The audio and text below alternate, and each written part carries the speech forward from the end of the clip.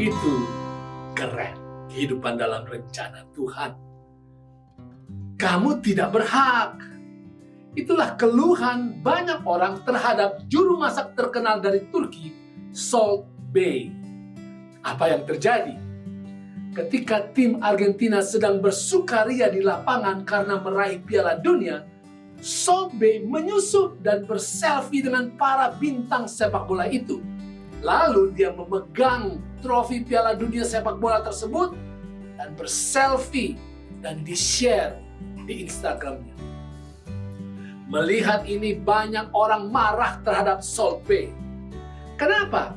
Karena trofi Piala Dunia tidak boleh dipegang, bahkan tidak boleh disentuh oleh semua orang. Hanya para pemain yang telah memenangkan kejuaraan itu saja atau kepala negara mereka yang boleh memegangnya. Saudara, Tuhan menyediakan keselamatan bagi semua orang.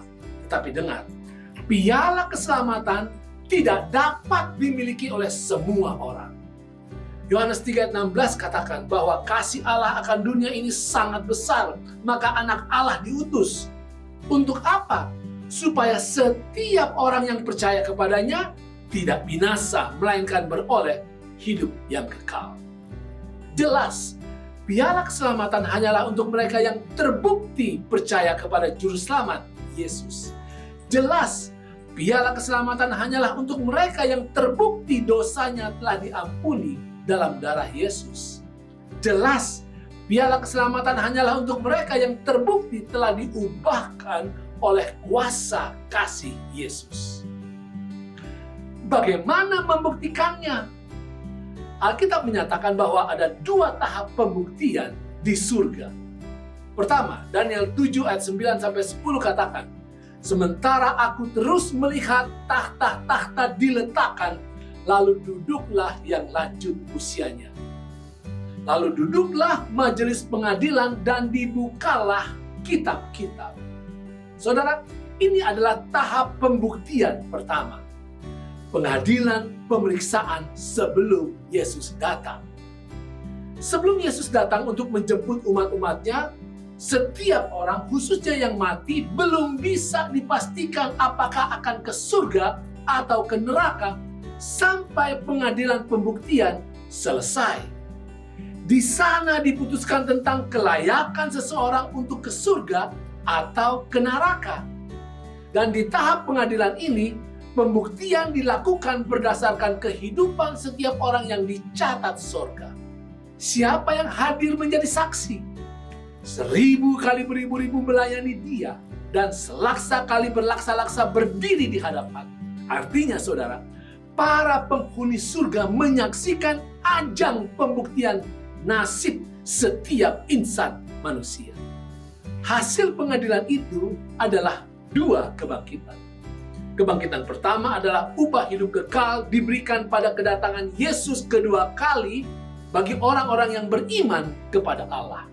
Dan kebangkitan yang kedua adalah ganjaran kematian kekal diberikan pada kedatangan Yesus yang ketiga kali bagi orang-orang yang menolak Tuhan.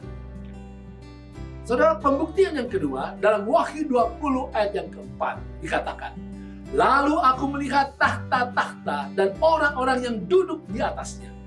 Kepada mereka diserahkan kuasa untuk menghakimi. Ini dilakukan pada masa pengadilan pemeriksaan milenium. Pada kedatangan kedua, Yesus akan menjemput umatnya dan membawa mereka ke surga. Dan di era 1000 tahun, umat-umat Tuhan akan adakan pemeriksaan atau pembuktian terhadap nama-nama yang diselamatkan dan yang dibinasakan. Jadi, apakah tujuan pengadilan surga? Untuk menunjukkan ngerinya murka Tuhan? Bukan, saudara. Yang pertama, saudara, ketika menawarkan buah terlarang kepada Hawa, setan katakan, pada waktu kamu memakannya, matamu akan terbuka dan kamu akan menjadi seperti Allah. Di sepanjang zaman, setan terus menuduh Tuhan. Setan menuduh bahwa Allah itu curang, tidak adil.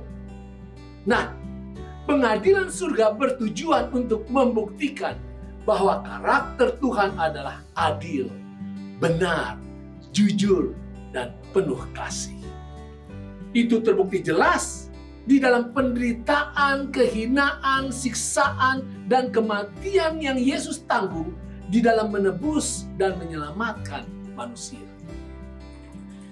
Kenapa harus ada pengadilan? Yang kedua, pengadilan surga adalah penting untuk membuktikan bahwa upah keselamatan bagi orang benar adalah adil.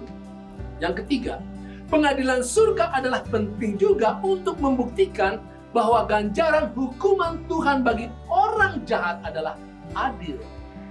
Yang keempat, pengadilan surga adalah penting juga untuk menghilangkan kemungkinan pemberontakan terjadi lagi di surga.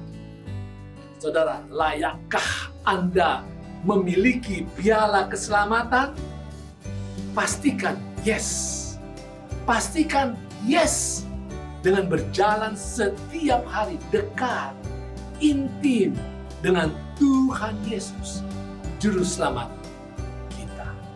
Itu keren.